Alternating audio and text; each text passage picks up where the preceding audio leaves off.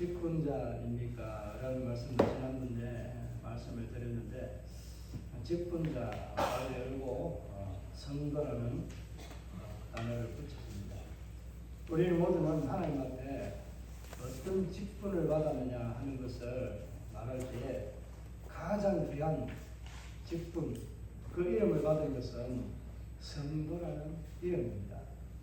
선거만큼 아름답고 좋은 그런 이름이 없습니다. 그 귀한 직분이 없습니다. 하나님 나라의 대제사장과 같은 제사장으로 삼으신 출애굽기 19장의 내용이 바로 선거라는 이름으로 하나님은 제사장이라는 직분을 우리에게 주시려고 그들을 소유로 삼았다고 말씀을 하고 있습니다. 우리는 직분에 관해서는 욕심이 있고 탐을 내고 그렇게 합니다. 그런데 그 직분에 관해서 그 직분이 내게 주는 어떤 힘과 권력이 있는 것처럼 생각하면서 많은 사람들이 그렇게 그 직분을 받고 나면 사람이 달라지곤 하는 것을 보게 됩니다.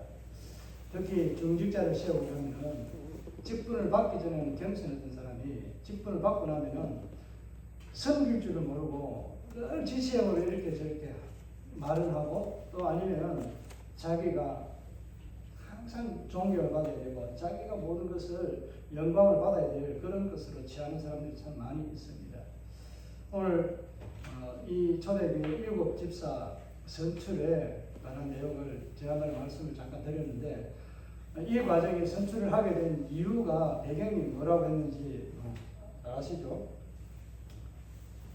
그러니까 이 교회 내에 있는 행정적인 문제가 발생하게 되는데, 이 제도적인 문제가 이 헬라파와 이 히브리파 이 사람들이 서로가 자기들의 편에서만 일을 하고 자기 사람들만 챙겨주는 그런 일로 인해서 생겨난 요 7 집사를 선출하게 된 배경이라고 말씀을 드렸습니다. 근데 이것이 단순하게 7 집사를 선출하는 이것에 대해서 말하고자 하는 것보다는 여기에 담긴 의미들이 많이 있습니다. 오늘은 그 의미로 우리가 직분자라는 제목으로 선거라는 이 제목을 달아놨는데, 저와 여러분은 어떤 직분을 받았느냐를 생각하기보다는 나는 어떤 직분자인가를 생각하게 하는 시간을 우리가 가졌으면 합니다. 어떤 직분자? 내가 직분을 받은 것에 대해서, 어떤 직분을 받은 것에 대해서 생각하는 게 아니라 나는 어떤 직분자인가 하는 것이, 받은 직분에 나는 어떤 직분자의 삶을 살아가고 있는가 하는 것을 생각해 보자는 것입니다. 한번 여러분 나 직분자이기 때문에 한번 생각해 보시기 바랍니다. 성도라는 이름으로 우리를 직분을 주셨다는 하나님의 백성에 대한 자격이라는 이 자체가 우리에게는 직분입니다. 거기에 행정적인 여러 가지 일들을 위해서 집사를 세우게 되고 장로를 세우게 되고 또 목사를 위해서 지도하게 하는 일들을 했습니다. 그리고 우리 한국교회는 권사라는 제도를 도입해서 여성들의 기도하고 또 돌보고 신방하는 이런 일들에 참여하고 함께 기도하는 자리로 이끌기 위해서 그런 직분의 제도를 만들어서 쓰고 있습니다. 우리 고신이 이번에 또 헌법을 새롭게 개정했는데, 왜 개정했는지 저는 좀 이해가 안 갑니다. 개정할 필요성은 있긴 있었는데 왜 개정을 해놨는지 모르겠어요. 한쪽에서는 해도 된다, 한쪽에서는 자기 마음대로가 아닌 교회에서 알아서 덕이 되는 대로 해도 된다, 이런 표현으로 해놓았습니다. 우리 명예 권사, 장로는 그렇게 안 해놨는데 명예 권사는 세워도 된다고 해놨거든요.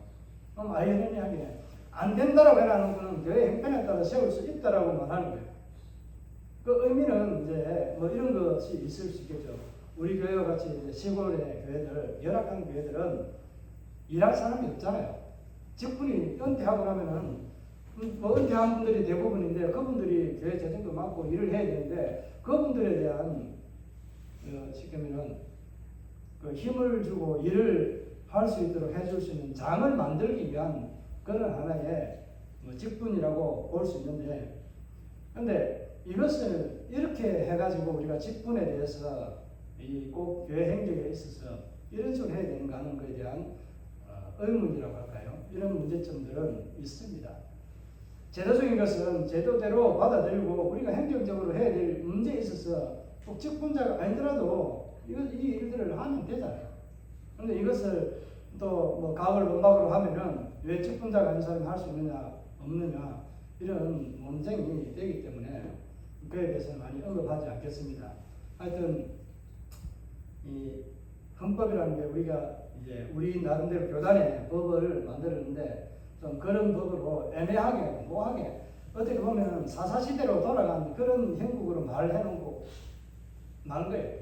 그러니까 저는 별로 우리 고신교단이 성경을 개혁 개정안을 받아들인 것에 있어서부터 문제가 딱 됩니다. 저는 굉장히 좋지 않게 생각합니다. 그 불의한 세력들에 그 합류하여서 그 불의한 돈을 받아서 한국 교회가 성경책을 개정한 거예요.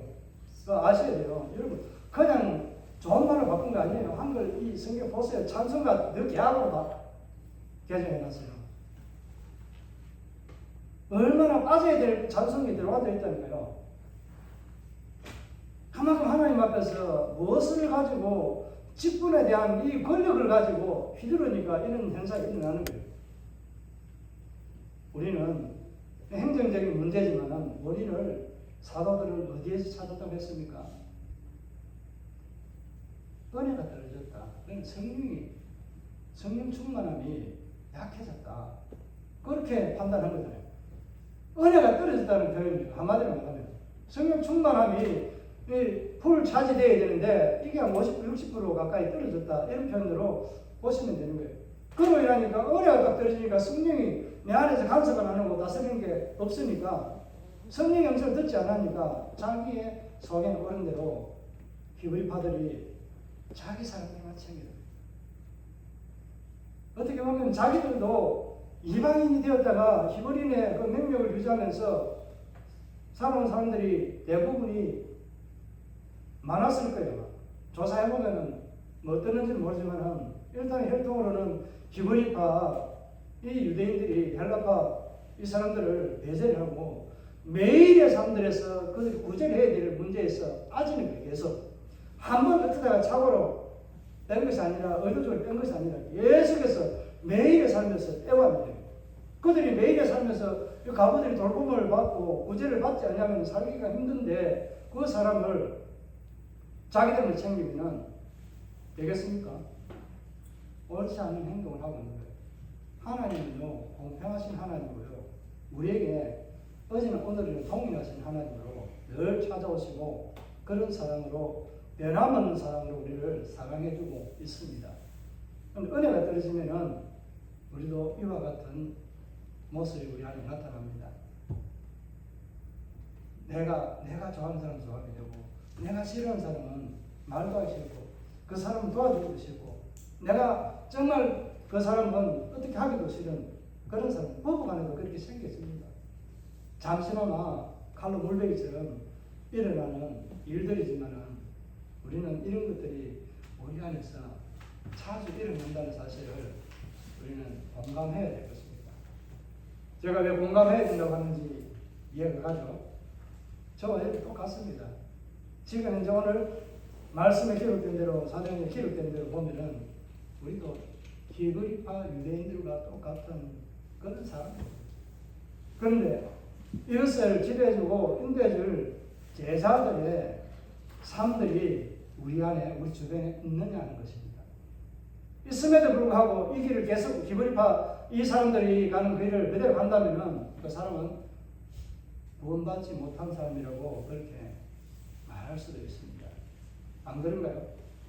하나님 말씀에 성령이 내게 계속해서 마음에 속삭이는 것은 너는 이렇게 하라고 저렇게 하라고 이야기를 하는데 예를 들어서 너는 사랑해라고 이야기하는데 사랑하지 않겠다고 내가 나를 시해하고 나를 미워하고 나를 괴롭히는 저 사람을 왜 내가 사랑하고 좋아할 거냐고 난 절대 할 수 없다고 하나님 당신이 하세요. 나는 안 한다고.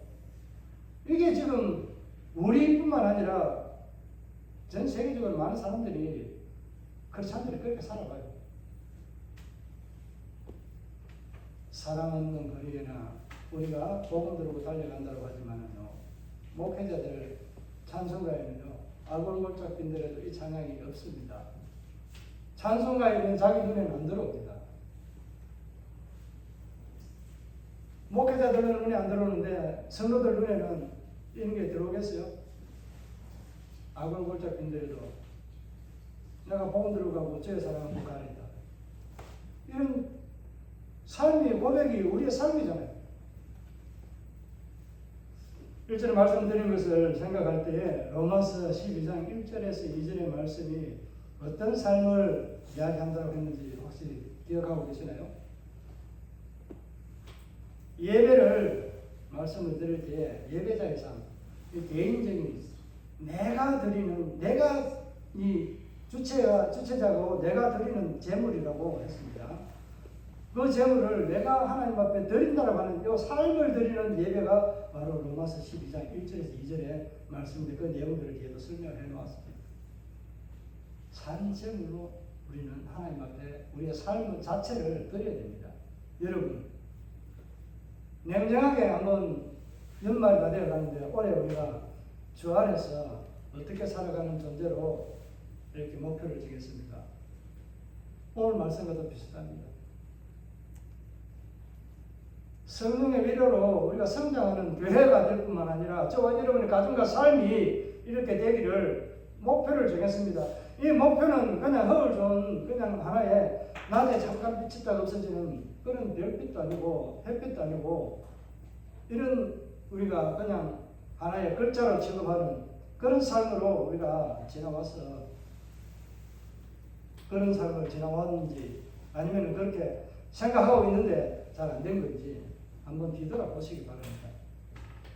우리에게 은혜가 떨어지면요, 내 아무리 좋은 하나님의 주옥 같은 말씀이 내게 떨어져도요, 내가 받아들이고 싶은 그 말씀이 나오는 그 말씀에 사람들의 그 목사의 말, 그 사람의 말은 듣는데요, 다른 사람들이 내 앞에 빼앗은 말들은 안 듣습니다. 여러분, 이 말이 제가 하는 말 이게 틀린 건지 아니면은 공감할 수 있는 말인지 여러분 자신이 스스로 생각해보면 아시잖아요. 저 역시도 그와 같은 마음들이 굉장히 많거든요. 많이 있음에도 불구하고 저는 담아두고 새깁니다. 그 자리에서는 내가 거부할지라도 반드시 담아두고 새기면서 내가 어떻게 해야 되지? 내가 어떻게 이렇게 바꿔야 될까? 하는데도 잘 안 되는 부분들이 참 많이 있습니다. 이건 솔직한 제 고백입니다. 여러분도 아마 그렇지 않을까? 동일한 마음과 행동이 아닐까라고 생각을 해봅니다. 우리가 진단할 때에 어떤 사람들이 말하잖아요. 진단제보다는 뭐를 이야기합니까? 보다 뭐가 좋다고요? 해몽이 더 좋다라고 해요. 이게 우리에게 때로는 필요합니다. 정확한 것을 정확하게 팩트를 말한 이 사람들이 우리 성경에 기록되어 있는 사람들이 있습니다. 뭐예요? 하나님의 약속의 땅에 들어갈 때 너희가 한번 가서 와봐라, 갔다 와봐라. 내 그 땅을 받으면 내가 다 얘기해 줄게. 한번 갔다 와봐라. 이러니까 뭐라고 얘기해요? 본 그대로 사실대로 이야기하는 그 사람 10명이 있고요. 보았지만은 그것을 우리 힘으로는, 내 힘으로는 할 수 없는데 누가 하신다? 하나님이 개입하면 할 수 있다는 그 믿음의 눈으로 바라본 이 사람은 우리의 밥이라고 이야기할 수 있는 그런 믿음의 고백을 한 사람들은 그 믿음대로 가나안 땅에 들어갔습니다. 전쟁에 싸워서 이겨서 자기들이 얻을 기업을 좋은 땅을 얻게 되었습니다.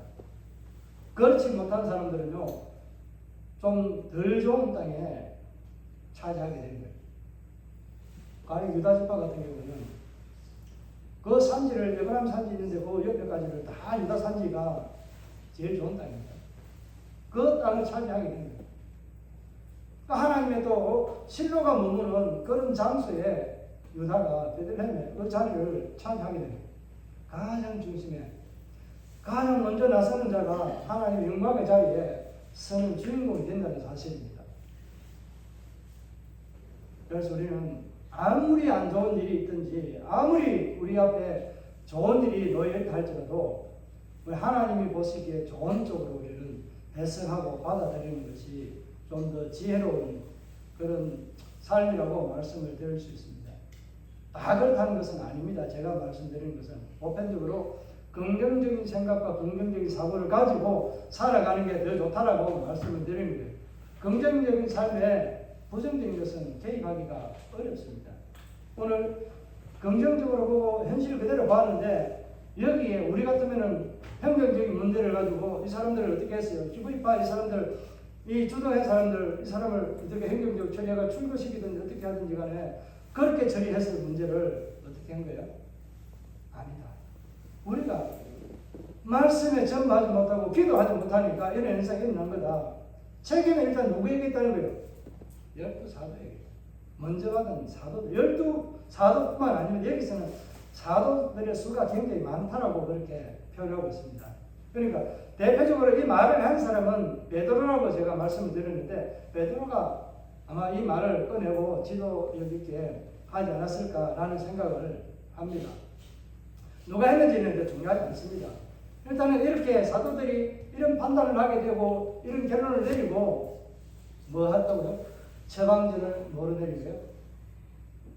성령과 충만한 사람들. 이 사람들을 너희가 일곱을 택하라.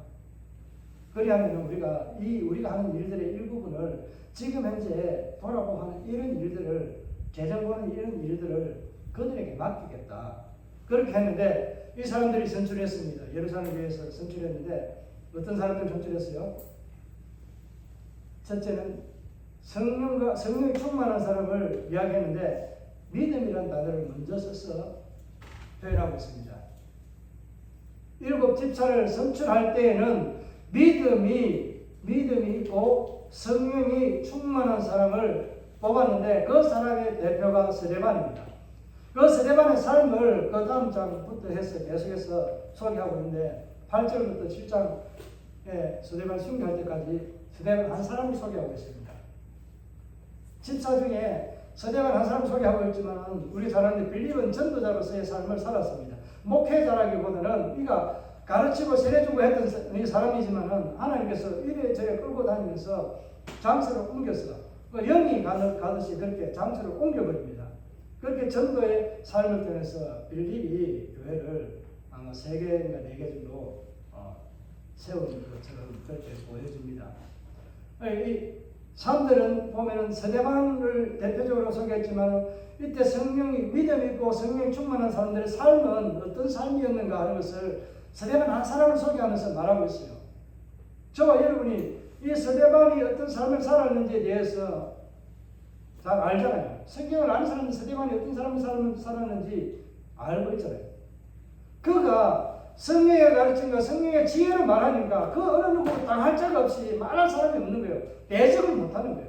하나님 말에 붙들이 잡지를 못하는 거예요.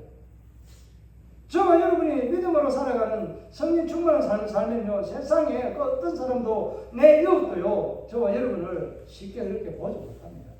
깔보는 그 사람은 반드시 화를 당하게 됩니다. 왜? 하나님의 거룩함을 침범했기 때문에, 도전했기 때문에. 내가 거룩하면은 우리 하나님 거룩하다고 그 말씀하신 내용입니다. 하나님의 거룩에 서 있는 사람은요, 하나님의 거룩에 도전하는 사람, 비방하는 사람을 하나님을 대적하는 자로 간주하고 그를 심판하십니다. 오늘 이 스데반이 믿음에 충만한 삶을 살았는데 그 믿음에 충만한 삶이 뭐로 표현되고 있어요? 성령이 충만했다는 표현을 말씀하고 있습니다. 그러니까 담대하다. 하나님 복음을 전하는데 담대하게 전하니까 이래저래 아무렇게 해도 되지 않으니까 자기들의 말로 지혜로 아무리 스데반을 설득하고 이게 사람들이 선동하지 말라고 이렇게 이야기해도 됩니까? 안 되는 거예요. 안 되니까 거짓 증인을 세워가지고 이 우리 유대인 히브리 전통에서 가르치지 못할 것들을 가르친다. 그래가지고 종교적인 재판과 종교적인 심판을 하게 됩니다. 그런데 스데반은 이때에도 많은 사람들을 두고 죽으면서까지 뭐라고 했는지 아시잖아요. 하나님, 저들이 지금 내게 하는 거 당신을 몰라서 그렇지 않습니까? 당신을 알면 내가 전한 당신에 대한 사랑을 깨달았으면 누가 나에게 돌질을 하겠습니까? 당신을 누가 저주하고 나무라고 이런 말들을 비방하고 하겠습니까? 저들이 모릅니다. 용서해 주세요. 나를 통해 아버지 영광 받으시고 나를 구원하신 예수 그리스도의 이름으로 사랑해 주세요. 여러분 이렇게 하겠습니까? 내가 당한 거요, 100배로 1000배로 갚아주지 아니하면 분이 안 풀리는 게 우리들의 마음 아닌가요? 여러분, 내게 칼 들고 내 목에 칼을 겨눈 그 사람을 두고요, 사랑하고 한번 품어보시기 바랍니다. 정말 내 목에, 내 손에, 내 입에 칼을 대고 협박하는 그 사람을 당해보지 않고는 말할 수 없다고 말하지만은, 그러니까 나를 시기하고 나를 질투하고 미워하는 사람을 좀 더 가슴으로 예수의 사랑으로 한번 품어보면서 용서하면 어떠는지 한번 품어보시기 바랍니다. 품으면요, 세상이 달라집니다. 세상이 달라져요. 내가 작은 그 기쁨으로 행하는 그 즐거움이요, 모든 것을 얻은 것처럼 굉장히 우리의 마음은 즐겁고, 그날 하루가 온전히 그냥 날아갈 듯이 천국에 있는 것처럼 기쁘고 즐겁습니다. 하나님은 그걸 굉장히 기뻐 받으십니다. 그것을 더 기쁘게 받으신다니까요. 7 집사를 선택했는데, 이 사람들에 대해서는 다음에 한번 살펴볼 기회가 있으면 스데반의 특징이라든지 이런 사람들의 특징들을 좀 살피면서 한번 우리도 스데반의 모습과 같이, 이런 집사들의 모습과 같이 우리도 이런 삶을 살기를 바라는 마음을 한번 살펴볼 기회를 한번 만들어 보겠습니다. 오늘은 이제 이것보다는 첫째, 제가 처음에 말씀드린 게 뭔지 기억나시죠?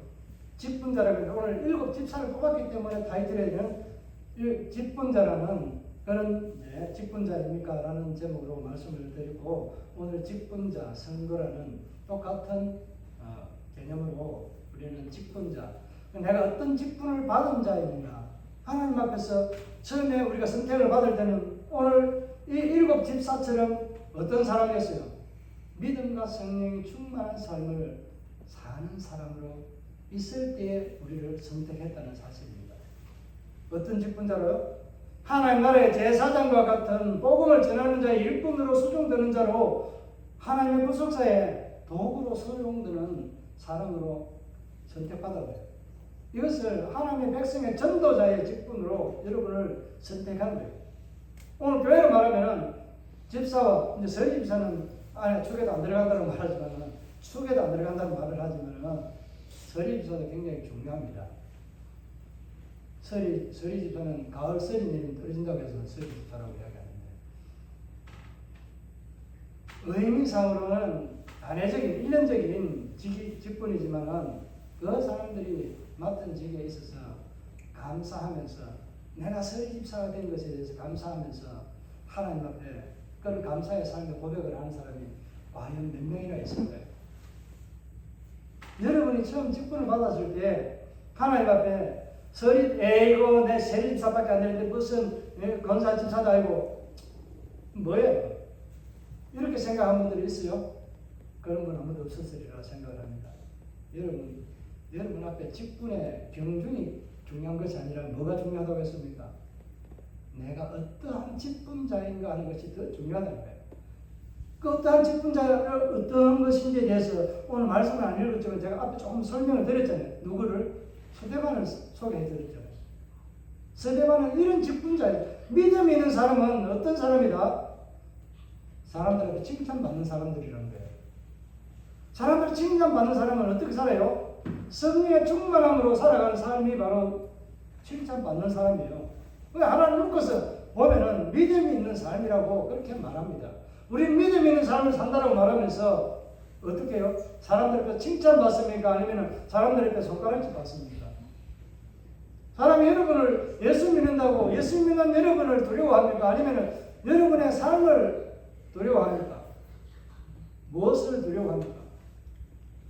저와 여러분도 성령 충만하면 사람들 앞에 칭찬받는 삶이 됩니다. 아무리 칭찬받는 삶을 산다고 할지라도 세상 사람은요, 싫어하는 사람은 꼭 있습니다. 시기하고 싫어하는 사람이 있어요. 우리는 나를 칭찬하는 사람이 한 사람이 있고, 나를 시기하고 질투하고 미워하는 사람이 99명이 있다 할지라도 우리는 누굴 봐야 돼요? 한 사람을 봐야 됩니다. 단 한 사람, 나를 칭찬하는 그 사람을 보고 99명이 돌아올 수 있는 그 은혜를 그 한 사람을 통해서 빚을 수 있도록 좋은 것을 보라는 것입니다. 좋은 것.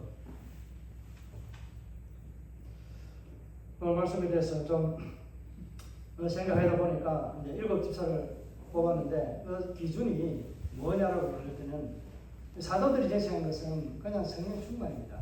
이것이 그냥 성령 충만하다는 표현을 어떻게 할 수 있는 거예요? 다르게 말해서 그 증거가 나타난 게 무엇이었습니까? 사람들에게 칭찬받는다는 이것이 성령 충만하다는 표현이고요. 또 믿음이 있다는 증거가 되는 것이 바로 사람들에게 칭찬받는다는 겁니다. 한번 여러분 꼭 생각 한번 해보시기 바랍니다. 나는 정말 이웃에게 다른 사람들에게 칭찬받는 그런 소리를 많이 듣고 있는지, 아니면은 칭찬이 아닌 나를 비방하고 더 안 좋은 이야기를 많이 하고 있는지 냉정하게 한번 여러분의 자신들을 한번 돌아보시기 바랍니다.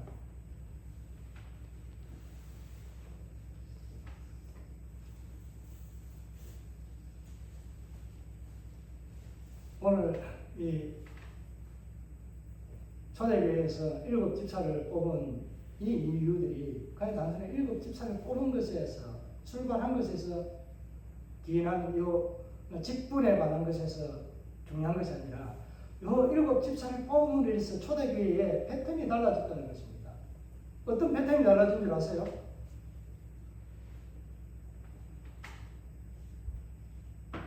복음을 전하니까, 사도들이 복음을 전하니까 어떤 사람들이 많아진 거예요? 그냥 믿는 자가 많아진 거예요? 아니면 뭐라고 소개하고 있어요? 제자들이 많아집니다. 제자. 우리는 복음을 들고 나가서 전하고 예수 믿는 사람이 돌아오게 되면 그 사람이 뭐가 돼야 되는 거예요? 제자가 되는 거예요. 다르게 말하면 여러분에게 오늘 제가 질문 하나 합니다. 집사 이런 걸 떠나서 여러분이 제자입니까? 여러분 예수 그리스도의 제자입니까? 제 제자가 아닌 여러분이 예수 그리스도의 하나님의 제자입니까? 이 질문에 대한 답이 어렵잖아요. 우리는 성도로 살아가는 직분을 받은 자, 이 사람이 하나님 제자인 것처럼 생각하는데 예수 그리스도의 제자는 아니 하나님 제자는 될 수 있어도요. 예수 그리스도의 제자는요. 그가 행한 대로 섬기고 복음을 전하는 자, 그가 부탁한 것을 행하는 사람들이 바로 제자인 겁니다. 그래서 사도들이 복음을 전하고 예수 그리스도에 대한 하나님의 사랑을 가르치니까 믿는 자의 수가 많아졌지만은 무슨 수가 많아졌다고 해요? 제자의 수가 심히 많았다고 말합니다. 우리 교회에 여러분이 복음을 전하고 여러분이 예수 그리스도를 사랑을 실천할 때에 우리 교회에 어떤 자들이 많아지기를 원합니까? 제자들이 많아지기를 원합니다. 다르게 말하면 믿는 자들의 수가 많아지는 거예요. 믿는 자 중에서도 특별하게 제자와 같은 그런 하나님의 진실한 일꾼들이 많아지는 교회가 되기를 원합니다. 여러분 그 주인공이 되시길 바랍니다. 패턴이 바뀌었다고 했잖아요. 사도들의 가르침과 제자들의 수가 많아지는데 자기들이 성령이 충만하지 못하고 은혜가 떨어지니까 뭐 하는 거예요? 인간적인 생각들이, 인간적인 방법들이 슬슬 기울어오는 거예요. 그렇게 기울어오니까 어떻게 되는 거예요? 처방을 할 때 행정적인 문제이지만은 은혜로, 은혜가 떨어진 곳에서는 무엇을 채우는 거예요? 은혜가 떨어진 곳에 은혜로 채워서 덮는 거예요. 은혜로 채워서 덮는 거. 여기 오늘 이 직분자를 선택한 방법이에요. 제가 말씀드렸지만 12 사도 중에서 한 사람은 누가 죽었어요? 유다라고 말하지 말고요. 누가 죽었어요? 말하지 말았는데 유다가 죽었잖아요. 그러면 한 사람이 계룡이 됐잖아요. 그렇게 뽑을 때는 마띠아를 뽑을 때는 어떻게 뽑았어요? 제비를 뽑아서 얻은 게 마띠아를 얻었다고 하는데 오늘은 이 사도들이 제비를 뽑지 않고 어떻게 해요? 성도들에게 맡겨서 그 예루살렘 교인들에게 맡겨가지고 뭐 하는 거예요? 너희들 중에 이 성령 충만한 사람이 있으면 뽑아라 좀. 7명만 뽑아라.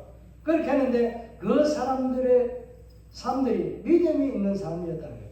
믿음이 있는 삶은 성령 충만으로 나타나는데 그 성령 충만함이 뭐로? 사람들이 칭찬받는 것으로 나타났다는 거예요. 그런 사람 7을 세우게 된 거예요. 이건 선출 방식으로 바뀌었잖아요.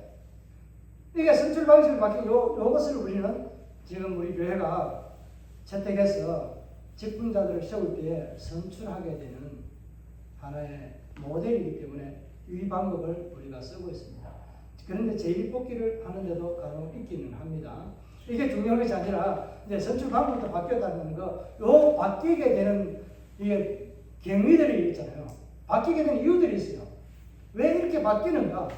그러니까 사역의 중심이, 예수 그리스도의 사역의 중심이 예수 그리스도 초림에 어떻게 됐어요? 예수 그리스도 중심으로 제자들을 가르치고 산이나 들에서나 가르치고 했던 요 사역들을 예수님은 12제자를 불렀는데 예수님의 12제자뿐이 없습니까? 있어요? 다른 사람 있어요? 없어요? 빨리 있다고 말해요. 진짜 있어요? 제가 있다고 말하려고요. 많았습니다. 예수님의 제자는 많았습니다. 특별히 12명이라는 제자들을 거명하고 앞세운 것은요, 신약과 구약에 있는 요 12지파와 요 허물어졌던 과거의 12지파에 대한 지금 요 부끄러움을 새로운 12지파와 같은 12제자를 통해서 구약에 이스라엘 다시 회복하는 관점에서 보시면 됩니다. 요 설명 다음에 드리고요. 일단은 예수님의 제자들이 12명뿐만 아니고 많은 제자들이 있었습니다. 그 무리를 따르던 많은 제자들이 있었는데 오늘 특별히 또 제자들의 수가 많았다고 하는 표현들을 쓰면서 하는 표현을 보면은 예수님은 그러니까 집중한 게 누구를 집중했어요? 12 제자에게 집중했지만 12 제자는 또 다른 자기들과 같은 12 제자를 시키면은 집중한 거예요. 한 사람 12 제자를 또 집중한 거예요. 그러니까 제자의 수가 많이 늘어나게 됐고 또 그 수들로 인해서 자기들이 해야 될 범위가 넘어가니까 감당하지 못하니까 이런 직분들을 통해서 사회적인 행정적인 일들을 좀 구분하게 되는 시작점도 되기는 합니다. 그래서 했더니 예수님 중심에서 사도 중심에서 누구예요? 이제 제자들 중심에서 속사도라고 하는데 이 제자들 중심에서 누구를 바뀌는 거예요? 중심이 사역의 중심이 평신도라고 말하는 것은 사실 평신도라 이 단어가 별로 좀 좋지는 않아요. 좀 쓰기도 싫은데 마땅하게 좀 찾을 길이 없어서 평신도 그대로 쓰긴 씁니다. 그러니까 일반 성도들이라고 하는 성도들이 이 일들을 감당하게 되는 패턴이 바뀌게 되는 거예요. 이게 중요한 거예요. 사역의 중심은 계속해서 어떻게 되어야 되는 거예요? 그 사역의 중심이 예수 그리스도를 통해서 12제자를 통해서 받은 그 다른 또 제자들이 이제는 수가 많아지고 뭐로 바뀌는 거예요? 모든 일처리들을 성도들이 하게 되고 이제 가르침자, 목회자는 쉽게 말하면 기도와 말씀을 연구하고 하는 일에 전무하게 돼요. 그래서 목회자들을 따로 목양하도록 권위를 줘서 직분을 따로 세우게 되는 게 이런 배경이 있습니다. 여러분 이 말에 대해서 사역의 패턴이 바뀌었다는 거 요거 말씀을 드리는데 여러분에게 별로 안 와닿을 수 있습니다. 저는 말하건대 올해는 우리가 이렇게 좀 지나왔지만 내년에는 우리 교회에 저 중심이 아닌 누구 중심으로? 여러분의 중심으로 교회가 좀 사역적인 측면에서 우리가 행정적인 측면에서 좀 바뀌면 좋겠어요. 여러분이 올 한 해 동안에 성령의 위로와 성장하는 이런 삶을 살았다면 내년에 이렇게 확실하게 바뀌고 성령의 충만함의 그 모습이 사람들에게 칭찬을 받고 여러분이 전하는 그 복음의 영역이 나타나리라 저는 믿습니다. 눈에 보이지 않지만은 반드시 나타나리라 저는 믿습니다. 안 믿으면 여러분 손해고요. 저는 반드시 된다고 생각합니다. 내년 안에 우리가 전하고 생명을 구원하는 저 일들에 많은 사람들을 전도해서 끌고 오는 죄송합니다.